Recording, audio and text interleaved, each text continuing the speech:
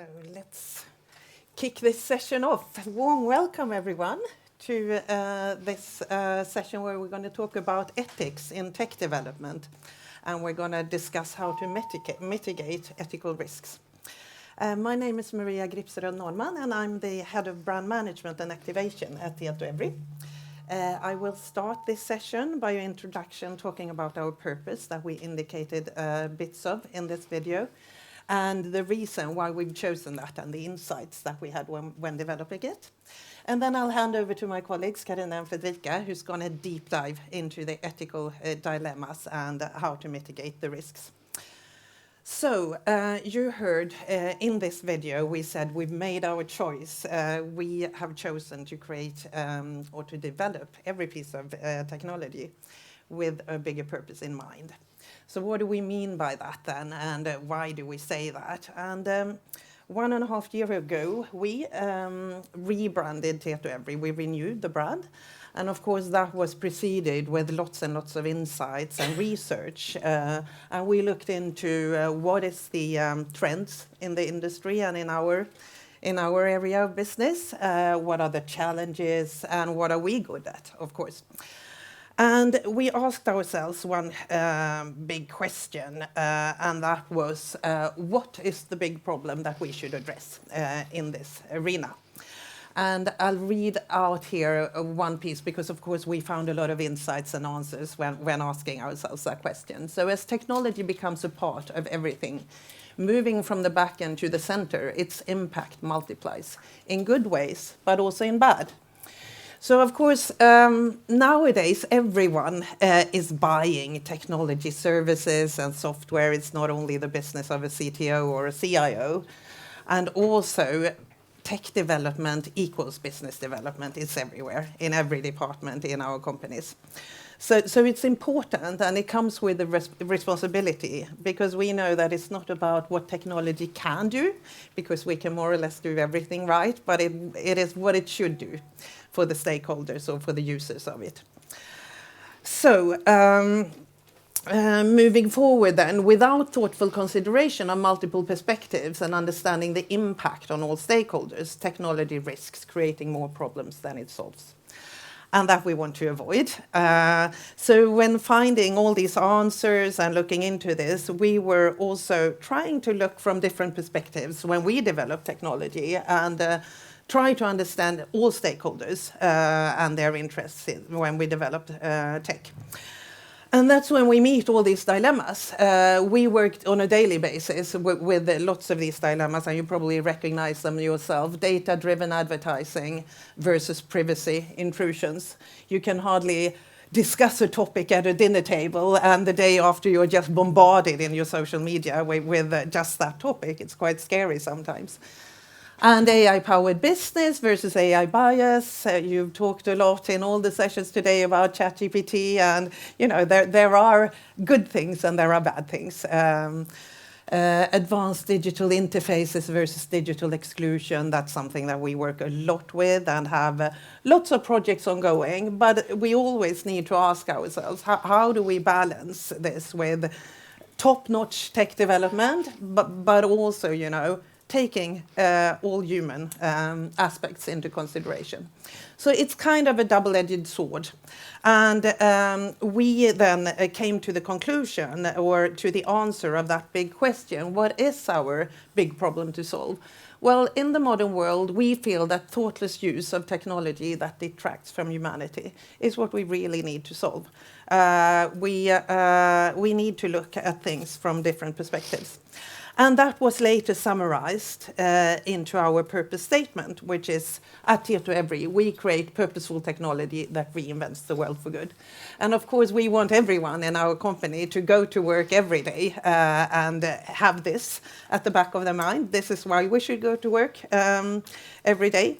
And when we say purposeful technology, what we mean by that is to take a responsible approach to tech development, a human-centric approach, but also an ethical approach. And that is what we're going to dig deeper into now. So I'll hand over to Carina and Fredrika. Thank you very much. Yes. So just to begin with, I'm going to present me and my colleague Carina here. We both work in a small design and innovation unit within Tietoevry. And our main purpose is not to maybe be out with, or we are with our customers, but we work a lot with our teams and stakeholders within the company, just to make these kind of statements become real and find practical ways to work with ethics together with the product teams. And that's exactly what we're going to talk more about during this session.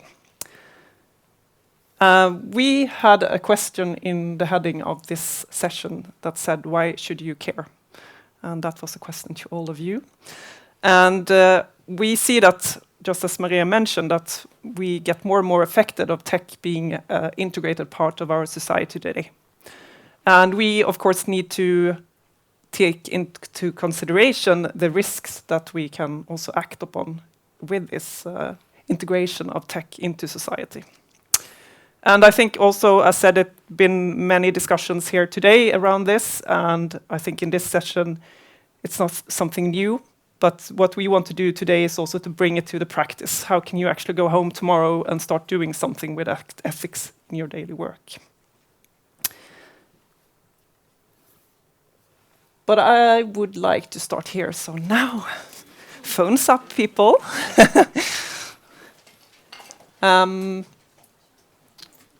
So we're going to ask a question, and for you online, of course, I hope you also can join, and you see the code up in the corner.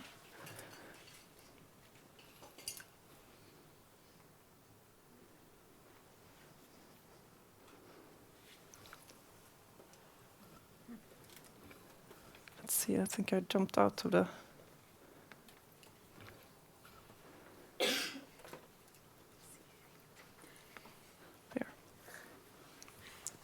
Okay. Did you miss the code? It's up there, 59.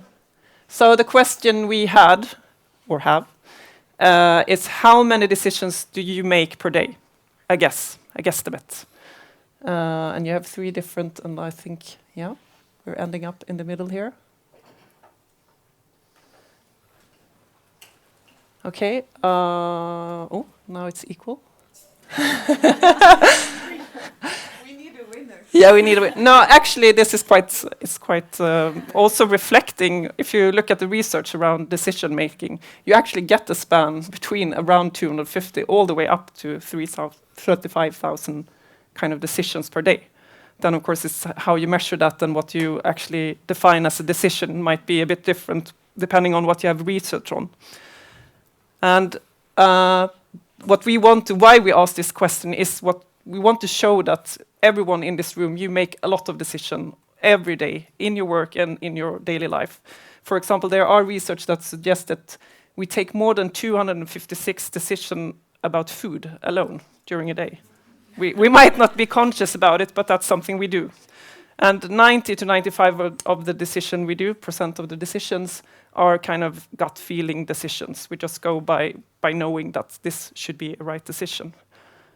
And then if we go to the workplace, of course, then we together take decisions on many things.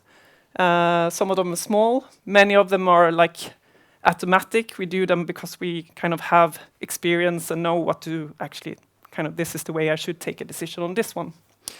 But then there can be these bigger decisions that actually can impact both like future for yourself, but also for the people around you. And in our case, the people we might deliver technology to. And then the question is, what do that have to do with ethics then? That we take a lot of decisions. Well, if we look at the company, and the company Tietoevry, we have a position statement where we say we will create purposeful technology, which is great. But the company in itself is nothing without individuals in the company. And as we just saw, we take a lot of decisions, every one of us, each day in our work. And it's here we need to infuse ethics. It doesn't happen on the company level. It might happen in the groups, but it's really up to each and every one of us to reflect on this and find ways to work with ethics.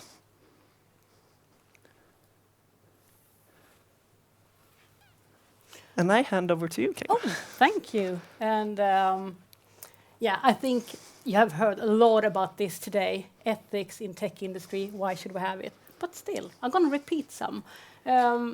Because if we look at it, tech, when it starts impacting how we behave on a daily basis, as it does today, then we need to think about ethics. And if we look back a couple of decades, it has changed really how we communicate, how we travel, how we work, how we receive social services. It has happened a lot of things. And it also impacts the decisions we make, consciously and unconsciously. We're not aware of it. That's why we need ethics. A while ago, I was talking to a guy in our company about ethics, and he said to me, "But you can't do ethics that you talk about, because it depends on the culture, who you are as a person, etc." And of course, you can think so. But I think we can do things about it. And still, there are these differences between us people. So we're going to start with another question, and that is, in fact, how do you think ethics in tech is? What is ethics in tech for you? So bring up your Mentimeters again. Can you see it?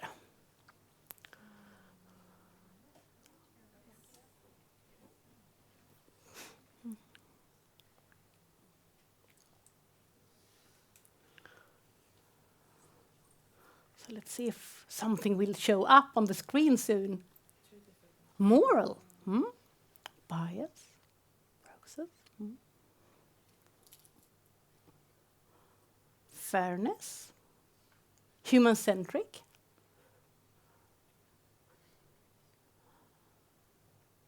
Inclusion. We have a lot of different things in here. That's really good. Behavior. Sustainable. Bias. Yeah, bias, of course. That's a key, isn't it?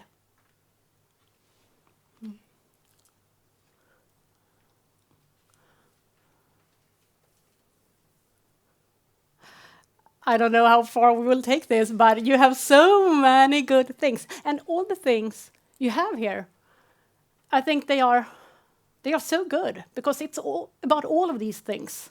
There's so many things that lays in the word ethics, how we understand it and how we work with it. I will stop here. Inclusion is also important, and go further, because that leads us into these different ways we look at ethics and what it is.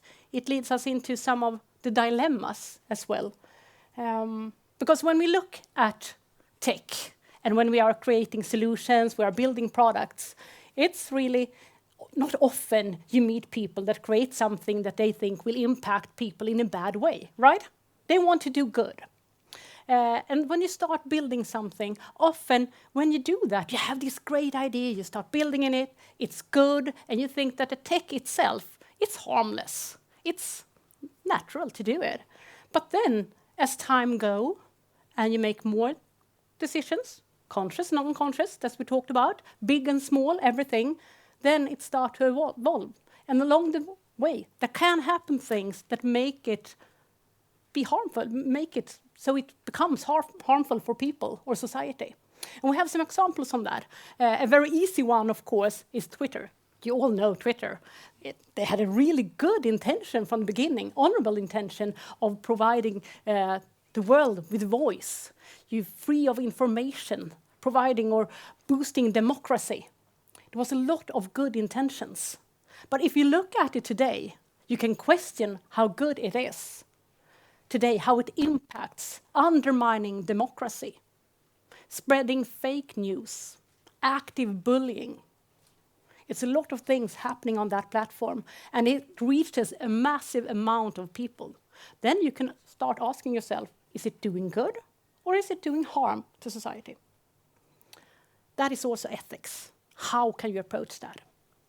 Another dilemma in this area may be more related to data and how we use data. ChatGPT we could start talking about, but I guess a lot of other people has brought that up today. So I'm going to give you another example that I think you heard before about Amazon.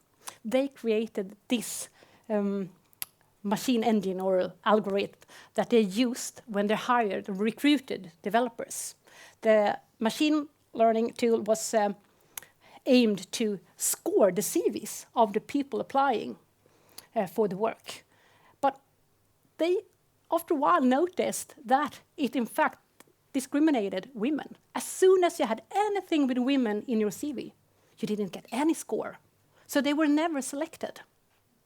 And then you can ask, why did this happen? Well, because it was based on historical data. And of course, it was the men have been employed. And it went back to that all the time. So that's why that happened. So you need to think about that in all. When we build solutions that build on historical data, how will that impact the future? Because we don't want the future to be the history. We don't want it to repeat itself. And then going back to, okay, sorry, I was a little bit quick. Another example in this, of course, I said that most will not make solutions that is bad, right? But we have businesses that have ideas that they know is bad for people, but still they do it because it's good business. It's money. Money rules. And an example then in this area when you do this, it's something called dark patterns. It's when you design something that intentionally make a person stay longer and longer on a site, on a service or a solution.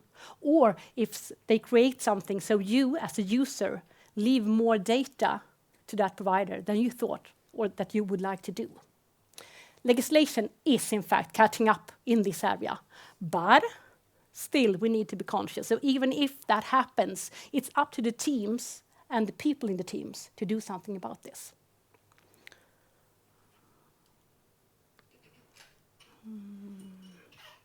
Yes, I'm going forward. I don't know what about time. No, it's fine. Yeah, good. I'm feeling I'm talking a lot. Okay, then. As I mentioned, there is legislation that catches up on the different dilemmas we have, both national and international. But since tech moves so fast, there is a space where before the legislation catch up that is not sufficient enough today, that we need to fill with some other ethical perspectives. That is very important. And if we look at what we mean by ethics and coming back to what people think about ethics and companies think about ethics, Deloitte, they made a survey a while ago. They asked tech professionals if their company was ethical. And 82% said, yes, my company, we are so ethical. And the same respondees, they said, or only 47% of them, in fact, thought that the services and solutions that tech companies provide are ethical, or they have an ethical approach to it. That's really interesting, because then we are talking about that I am ethical, but everyone else is not ethical. So then it's someone else's problem to be ethical. And that's maybe not the case. That is something we need to start thinking about. So, as said, in meanwhile, ethics, we need robust ethics. And that is, in fact, when I will invite Fredrika to talk more about how we do that. Yes. So this is where it... I don't have any... Good, okay, good. So this is where it gets real, was what I'm going to say. So what I want to take you a bit on now is the journey that we made as a team, because it actually began with us as the small innovation and design unit we was. And we came in, we built like our way of working very much on like design thinking principles, human centricity. We focus a lot on the user perspective. That's like been our kind of core of how we work.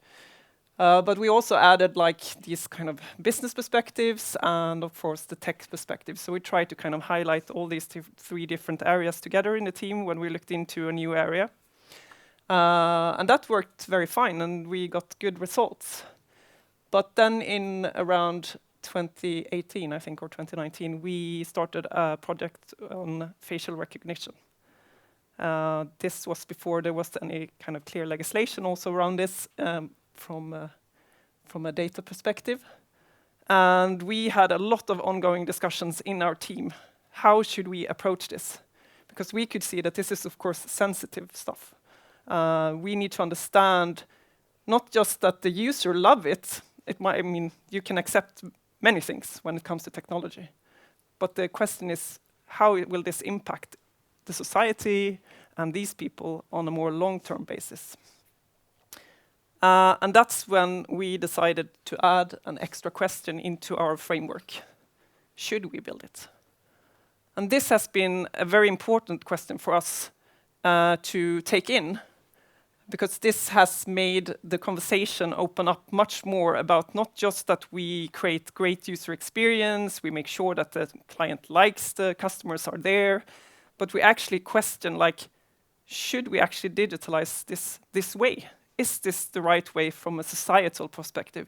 We kind of lift it from like this user up to a society level.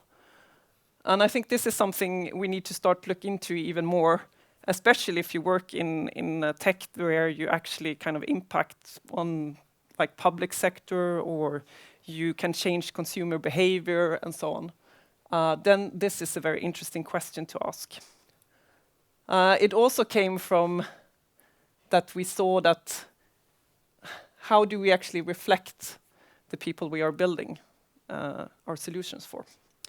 So when this question was added, we started, as said, to discuss it a lot inside our team, and we worked with it. But then we saw also that when we work close with other product teams, we had a kind of, okay, how are we going to explain this to the other teams so they understand what we're actually talking about? Because, as we said before, everyone has a bit different perspective of what ethics means and how this impacts. So then we created this, you could say, small framework where we try to kind of help baseline what we say ethics then in developing, in the environment of developing products. And we have in this 4 questions, and as you can see, they still reflect very much if you work human-centric and if you have the user in the center, but we kind of added some extra layer just to get this societal perspective into the questions as well. So when we come into a project where we're working together with a product team or some stakeholders around a new idea, we often start with, we do the general research as we always do, like the business value, can we use the tech, who's the users? But then we go in this kind of workshop situation with the product teams where we look into these questions. And the first question is kind of around, what are we actually developing? You can ask, like, is it morally sound? Then, of course, from like, does people see this as part of your moral kind of principles? Does it have societal benefits? Can it kind of give more value than just solving the problem at hand? You can ask questions as address UN sustainability goals. That's a very good thing to use to benchmark what you're developing. And also question what you're committing to as a team. What are we actually solving? And is it for good? Then we have, of course, the users. And if you're into user experience and user centricity, of course, you talk about building empathy for your users. I think that's quite common for people to have that question. But what we also wanted to build in was to kind of turn it around and say, how do we avoid exclusion, for example? How do we deal with cultural variations? To add some extra layers around the question about who are our users. The third question we ask is to look at ourselves. Who are we building this? And I think this is becoming much more discussed now, and especially if you look at the tech community and we talk about the kind of diversity, this is also something that we look at from the perspective that if we're not diverse, the people building the products, how will that be reflected in the products? So that's a very important question to also ask ourselves, like, do we actually represent the people that we're building this solution for?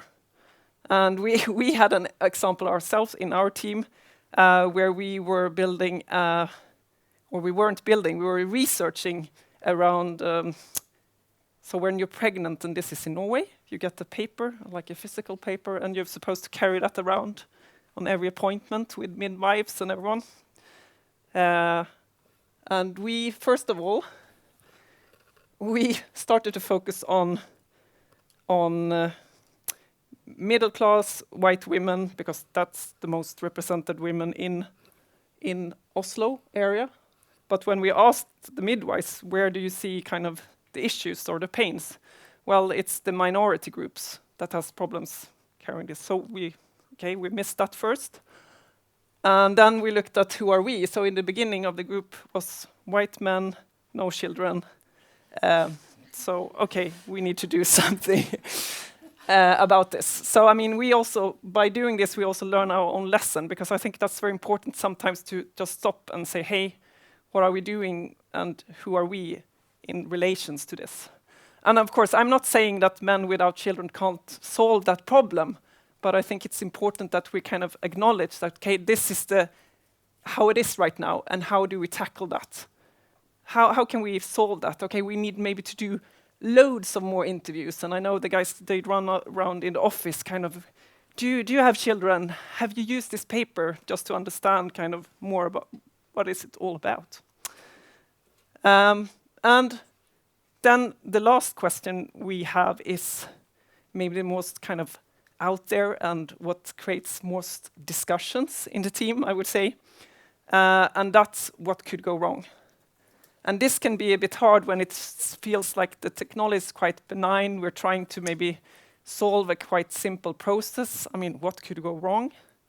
But when you start to dig into it, you can actually find kind of, okay, maybe this can happen, or if we think about this. And usually people start in data privacy and kind of this kind of question about how can we keep this secure. And then you can step out of that and start people to kind of reflect on other things that might be ways this could be misused or consequences of that. And we then put that on like an axis where like how much impact do you think it has and how likely is it that will happen? And then you can actually identify like, okay, this is something we actually need to start working with already now. And this we do together with product teams, as I said, and ourselves. I must emphasize when we do this, we're not like the police coming in and saying, this is right, this is wrong, you need to do it like this. Our most important role is to create a conversation. And I think that's also the message we really want to give you here, is that the conversation, to start the conversations, is the most important thing also. And we can see, of course, when we leave the room, it doesn't mean that people in the team are on the same page. They might not see that the risks are the same, but still we started something, and they can continue the discussion together.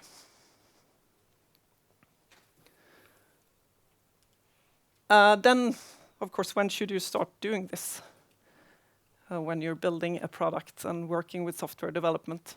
And I want to emphasize also why we say, like, we focus on talking about software development is because we see that there's a lot of talk about the high-risk project as facial recognition or different type of AI solutions. But there are so many other things that can actually go wrong in normal software that we build. And that is something we need to acknowledge.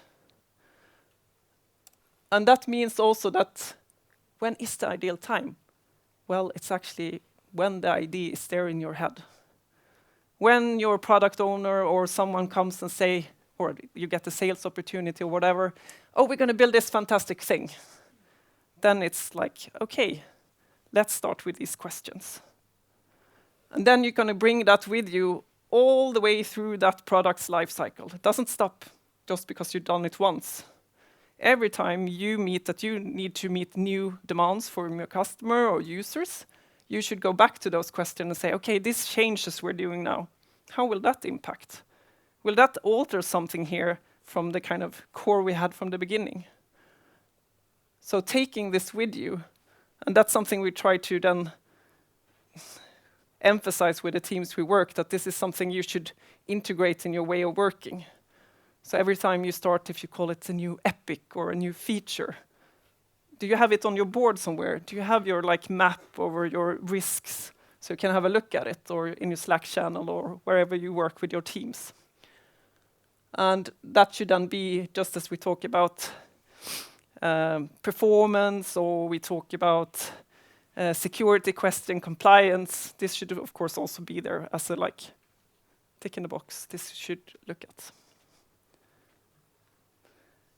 And we also believe, and I don't know if you said it, Carina, but now I'm going to say it again maybe. that taking this holistic approach towards ethical dilemmas and doing it in your day-to-day work, in your daily business, that's actually something that also can create market differentiation and also be a source of disruption, because you can show something else and you can also explore and find new opportunities by doing this. And we wanted here to showcase a bit how this could happen and why it's important for each of every one of us to actually jump on board this and start asking these questions, because all of you make decisions that impacts people. And I think we're going to summarize a bit, Carina. Yeah, but maybe ask if we have some questions first. Okay, we have one there. So when you describe this matrix that you do, Yeah. Is that risks then in regards to ethical? Yeah. Would you mind giving maybe a concrete example of that? You gave that example of that paperwork turning into a digital, like the one you described. Would you mind maybe just giving an example of a risk that you identified in relation to that one? Yes, one of the risks we saw with that, I must say that didn't become any solution in the end, actually. But one of the risks we saw, because I said the pain was with minority groups that had, of course, a language barrier, first of all. But then we also understood after a while that because you usually go to the default, we're going to build an app. Well. Then we realized quite quickly that in these groups, because we went out meeting these minority groups, that their phones were controlled, maybe by their husband or someone else, in some cases. I'm not saying all. But this was also something we identified as a risk. I mean, was that going to be a problem that we exposed personal information that person wanted to keep for themselves because we put it in the phone instead of a paper that you might be able to have by yourself? And I'm not saying, I said, I don't remember exactly where it went, but this is things that can seem small and it might be very, very few, but it's very important to identify it. So that's an example with the paper situation we had. I think we had go there first, yeah. I completely agree that you should think of the risks from the beginning and try to think what's going to go wrong and try to assemble diverse teams so that you can see. But we're just humans, so we cannot foresee everything. No. I mean, I guess YouTube, when they created their rabbit hole, they didn't think they would do something wrong, but it went all wrong. But the thing is, you have to then correct afterwards. How do you do it when you launch a product? Do you follow it, and are you there as well to help mitigate the risks once they have been discovered and were not discovered before? The answer is actually no. What we are doing is trying to, and I think this is something we will highlight here also in the summary, that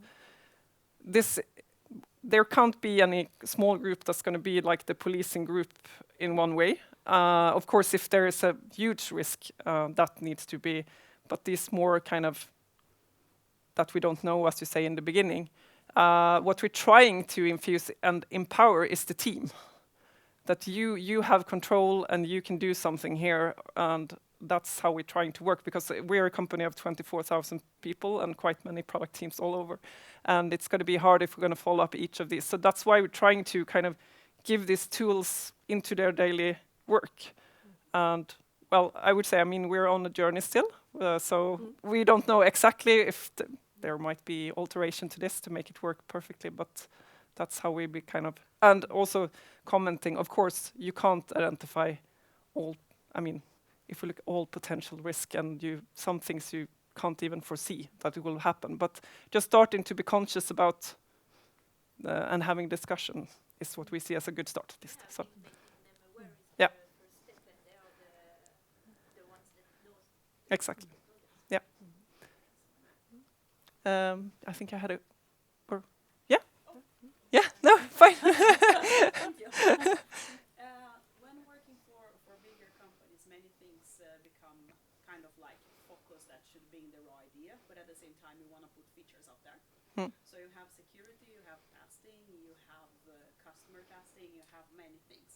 So how do you actually like come to the management team and say, well, now we need to add these other things? Yes. And I mean, I'm just a developer. Yeah. And I'm already just like fighting for accessibility. I know that. I know the struggle. Yeah. And accessibility is a part of ethics, if Yeah. you think about it. Yeah. Yeah, It's absolutely. part of Yeah. diversity. So it's kind of It's a like, given. how do I bring one more topic? They're gonna fire me. No, but I think you're on a good route because I mean now we've kind of made, at least in the tech community now, that accessibility is something at least that everyone can almost.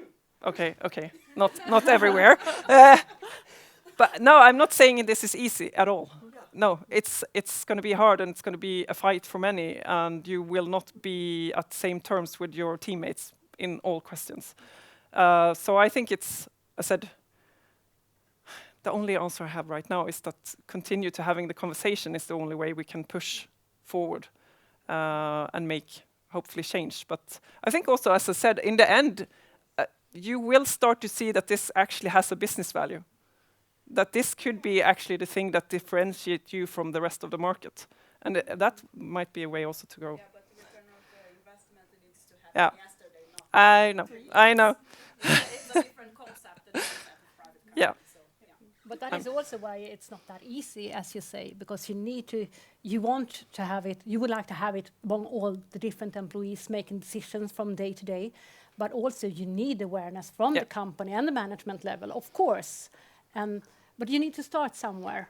And sometimes it starts from the bottom, going up, and sometimes in the middle, or sometimes from the top, going down. But it's important to start it somewhere. And then all of us need to think about, where would I like to work? Would I like to be in an ethical company? Would I like to do something else? That is something I think it's important that we can show all of us ordinary people working with this that it's important. We need to make a change. That's the most important, I think. And I can also emphasize, I mean, when we started this discussion, there was no purposeful technology statement in the company. Before we start, or did you acquire the knowledge as you started the discussion?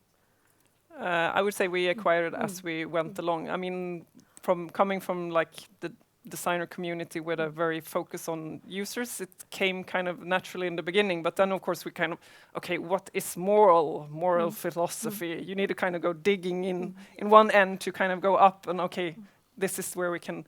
So, of course, it's been some self-training also to be able to come to this place, I would say. No, definitely not. And I think it needs time as well, because I don't think it is a fringe phenomena. It's a mega trend, I think, and you see chief ethicist officers around the big companies. So I think we're getting there, but it's going to take time. No, I have. Because you also want, as a management team, you want to avoid those really big catastrophes. So there's something important in it, but of course, not easy. No, let's see.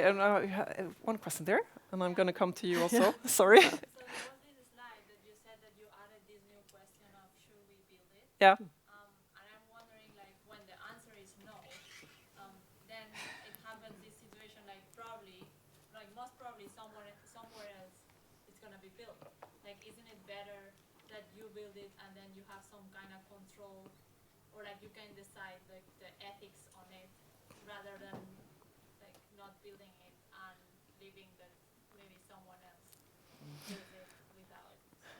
Yeah, of course, that's That's theoretically. Yeah, it's a dilemma, exactly. But I would say that, if it's I would like to state if it's a clear no, you shouldn't do it, because even though you say you can control it, can you really if you decided it's a no? It's just I mean. Maybe not control it, but maybe you can create or you can design it with some base like guidelines for taking into account the ethics, rather than someone else building it without not even thinking about ethics. No, that's true. I'm going to take, now we're almost out of time, so I'm going to do a last question, and then of course we can keep on discussing afterwards, but I think, we have one over there.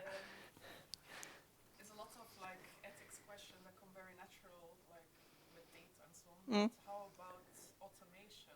For example, at some point I was working on like an app that would automate manual work, more like admin. Yeah. And that results into people doing their work like 10 times faster. Yeah. And these people were fearing their jobs. Mm. And then me as a developer in some sense feels that I'm almost taking their job because someone's paying me to build this. Yeah. And how do you relate to that? And like automation is in some sense something that will happen. Can we really stop it? How do you think about it? No, we meet it very often because we work also we've been in many projects where it's all about, as you say, automation and efficiency, and in the public sector, for example, where we kind of want to. And what we're trying to do in those conversations, when we see that the customer, they go in and they're like, I'm going to make this more efficient so I can, instead we're kind of, okay, let's back up and look at what do you want to achieve with this process? Or how can we actually make something, if we automate, that means we release time for someone to do something else that would maybe add even more value. So it's also about kind of trying at least to have those conversations, because that way you can also kind of, as you say, the automation train is kind of moving fast. But going back to like, what is the value you want to get out of this, and can we see new value? I think that's a way. I'm not saying that's easy either, but it's at least the way you can push that discussion a bit more. Should we? Yes. And thank you for all questions, and we can talk more. We will be here Yes. afterwards. Yeah. But to summarize it a little bit, as we said, decisions happens every day. Conscious, unconscious, they're small, big, but each decision has potential to make a huge impact. So ethics need to be an integral part of the conversations we have, and especially then when it impacts people. That was the first one. The second one, it's of course about the culture and the company culture, from management level down to decisions that are made on a daily basis by the employees. And the last one, of course, we need to have clear guidelines as well, and tools. And we need to train our employees to understand how they can act according to these guidelines to make ethics happen in the day-to-day life of the product and solutions or software development. I think that was it. You have something more to say? Yeah, just one last thing. So we invite everyone here in the room and online to test out our ethical dilemma quiz. So then you can test your decision making and see how ethical you are. So you can either use the QR code here, or you can visit our stand and we can keep having the conversation on this topic there. Yeah, and that's it. Yep. Thank you very much for coming and listening. Many thanks. And all the questions.